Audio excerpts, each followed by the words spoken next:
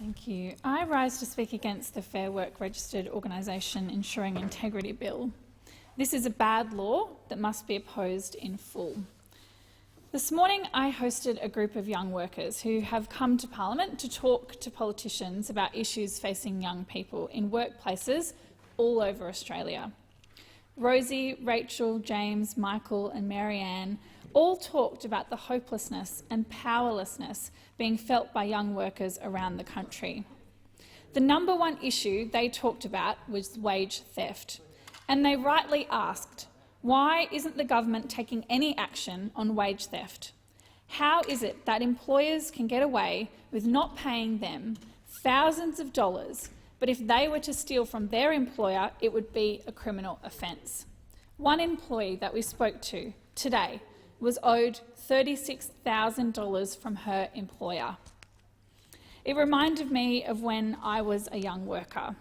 I started out in retail and hospitality jobs. I would take any job I could get, and the jobs you could do on nights and on weekends were even better.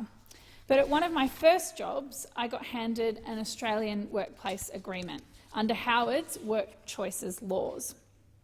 When the Howard government won the 2004 election, it also won a majority in the Senate.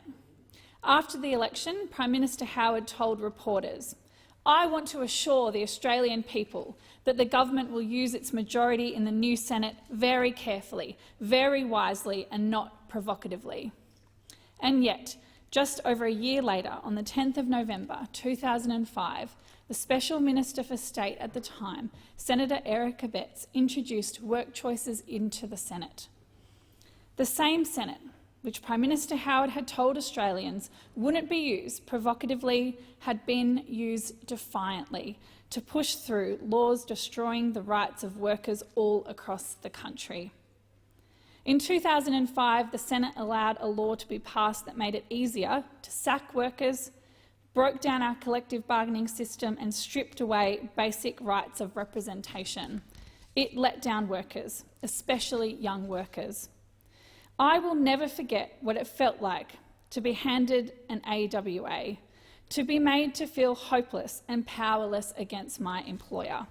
And we should never forget that the Morrison government, the Liberal National Party, are the party of work choices. That is why they are pushing through these laws today. It's about ideology, not policy. It's about attacking working people. It's about taking away the representation that stops workers from feeling hopeless and powerless. It is the start of the grand old march towards Work Choices 2.0, as the government unashamedly boasts about their plans to overhaul our awards system. Senators have the opportunity to right the wrong of work choices, to be the check and balance that Australia expects, to stop bad laws, to stop government overreach, to stop this government from hurting working Australians. Even with amendments, this bill allows the disqualification of union officials or the deregistration of entire unions for minor workplace breaches. The bill still allows the minister or anyone with sufficient interest to apply to deregister a union or disqualify a person from office, allowing unprecedented government overreach into a pillar of our democratic society.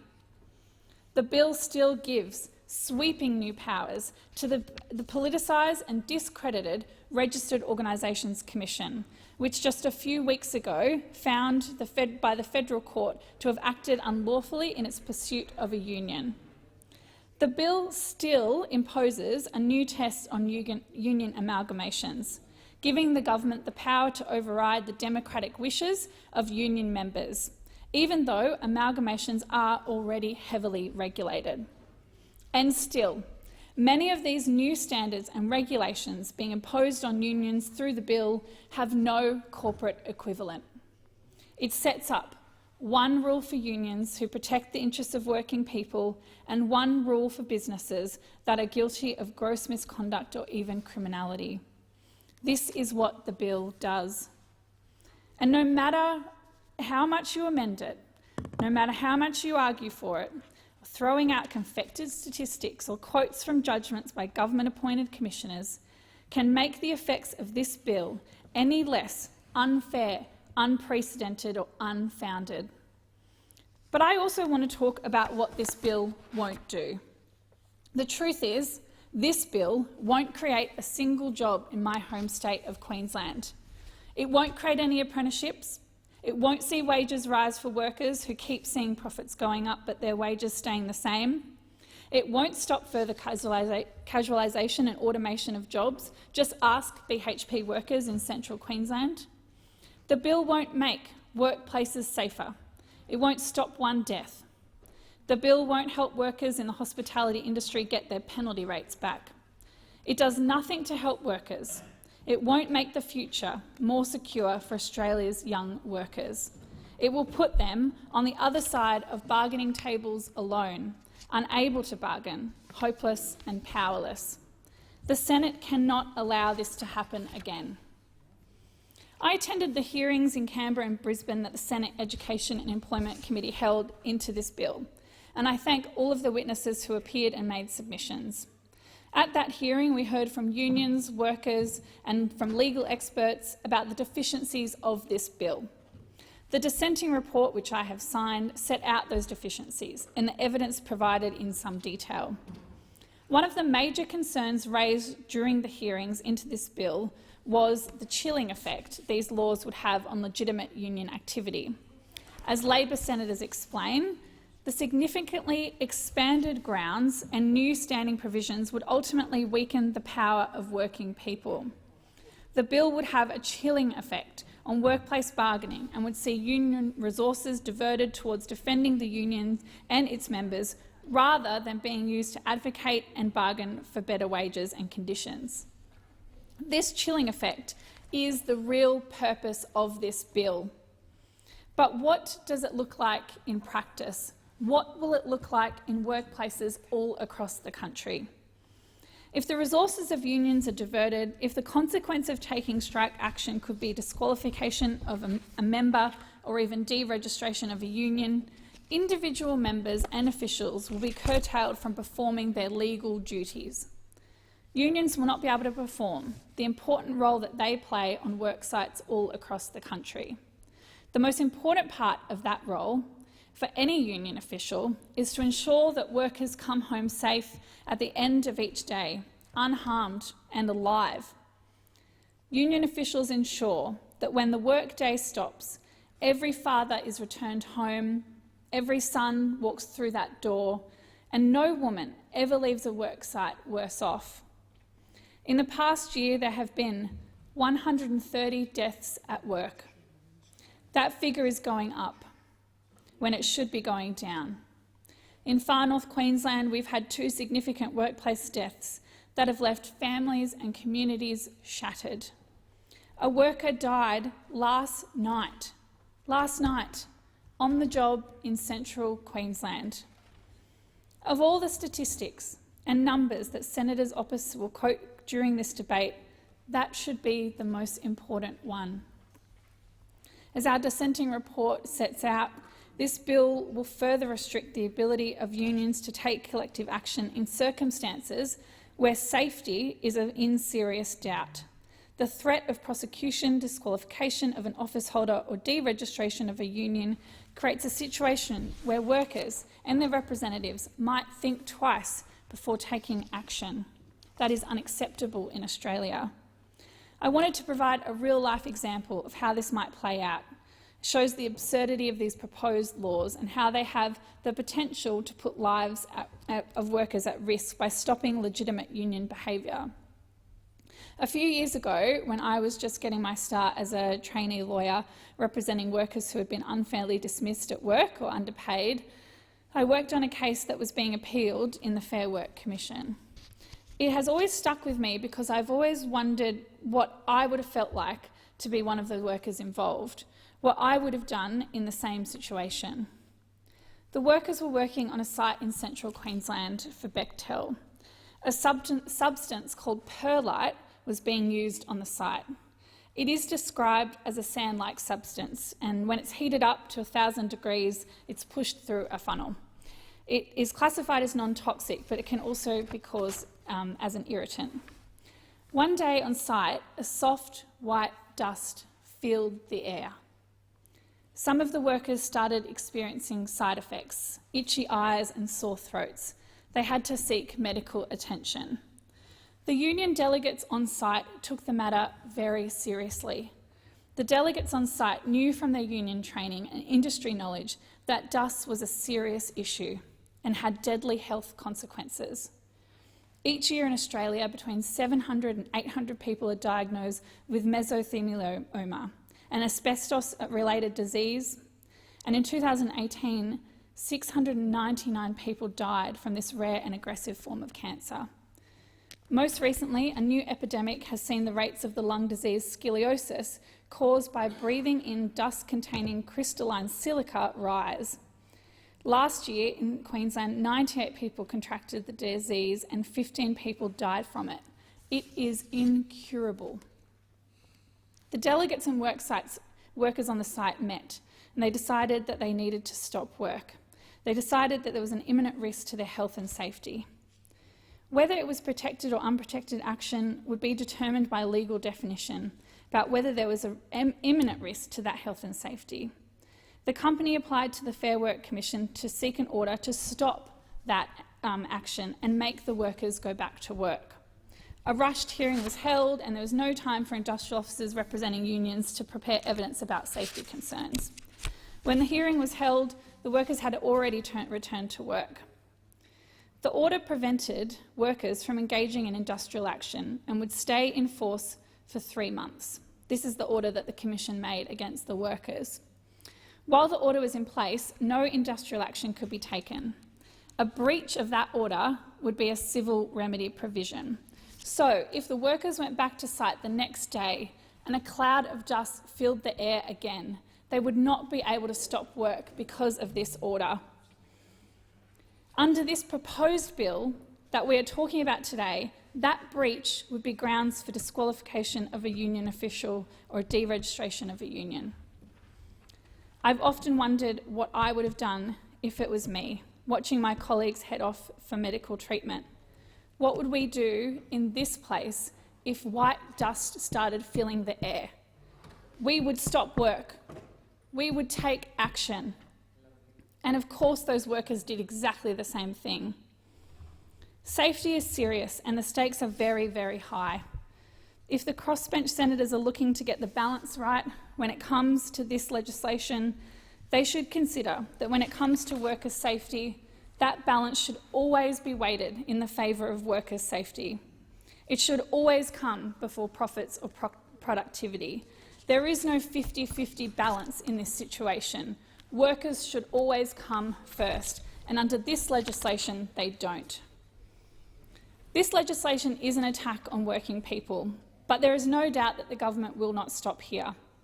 The next piece of legislation that they bring into this chamber to streamline our so-called complex awards, to do the bidding of the very businesses that owe $500 million to Australian workers, will also be an attack on working people. This government is the political party of work choices. They are the same party as no cuts to the ABC, no cuts to the SBS. They are the same party that let penalty rates of 700,000 workers get cut.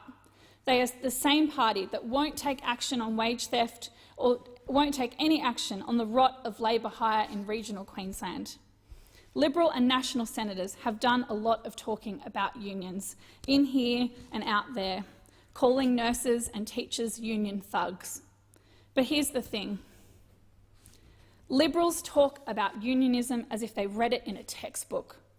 They speak without any first-hand experience of the sweat on the brows of the long, hard fights, the despair of holding a parent who just lost their son on a work site, of being told hundreds of your members have just been made redundant by text message. For all their talk about unions, they don't talk about how it feels to save someone's job or to win a pay increase for the lowest paid workers or to see the manufacturing sector return to regional towns, because they wouldn't know. They haven't won those fights, but the union movement has. The Liberals weren't there to protect minimum wages when unions were. The Liberals weren't there to fight for public holidays, but unions were there every step of the way. The Liberals weren't there to fight for Medicare, but unions were. The Liberals weren't there when unions were fighting for asbestos victims or 7-Eleven workers or for women to get equal pay. The Liberals can't tell you what it feels like to fight for these things because these are not the things that they fight for. This is the debate that they want to have, a fight against unions, against working people, and nothing has changed. While these debates have always shown the true colours of those senators sitting opposite, they also bring out the best in the Labor Party. Labor is unashamedly a party of working people for working people. Labor's deep roots with the trade union movement isn't something that Liberals opposite could ever understand or will ever be able to shame us into repenting or extinguishing. Our collectivism is a fire that they can't blow out, even as they huff and puff over there.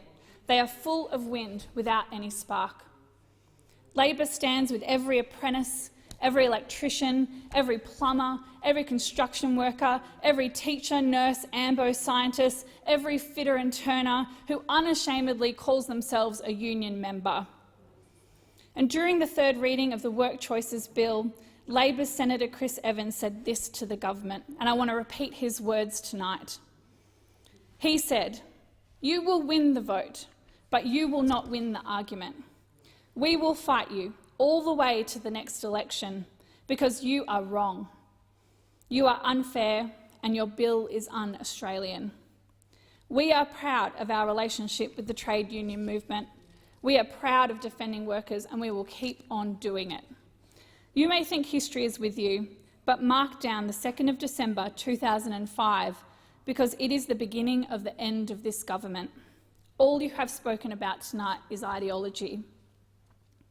The 2nd of December 2005 was the beginning of the end for the Howard government. Workers, including young workers, marched in the streets, some for the very first time, to fight for their rights at work. It was, for me, the very first time that I stood up and felt that collectivism, and I marched in the streets. And that journey has led me here tonight, to fight for the next generation of workers and to fight against this rotten anti-worker legislation. But I want to end this speech tonight by talking about the young workers that I met today and talking about what they want from this government. We know that it is tough right now for young workers. Nationwide, since the Liberals were elected 6 years ago, Australia has 150,000 fewer apprentices and trainees. In regional Queensland, we have lost 17,000 apprentices and trainees since 2013. Youth unemployment continues to skyrocket to 12.4%. It is even higher if you live in regional and remote communities. The cost of living is higher, yet wages are staying the same. 700,000 workers in the hospitality and retail sector have had their Sunday and public holidays cut. $500 million is how much money Australians are currently owed from underpayment because wage theft is rife in our community. $500 million is owed to workers, and this government's doing nothing about it. The future for young people in this government is uncertain. Their pathway to a secure full-time job is unknown. The government's anti-union bill won't create a single new job. They don't have a plan to fix youth unemployment or increase apprenticeships in regional Queensland, where we desperately need them. If this bill passes, with the help of the crossbench, we should mark this day down, the 26th of November 2019, as the day that the Senate turns its back on workers. Thank you, Senator Green. Senator O'Neill.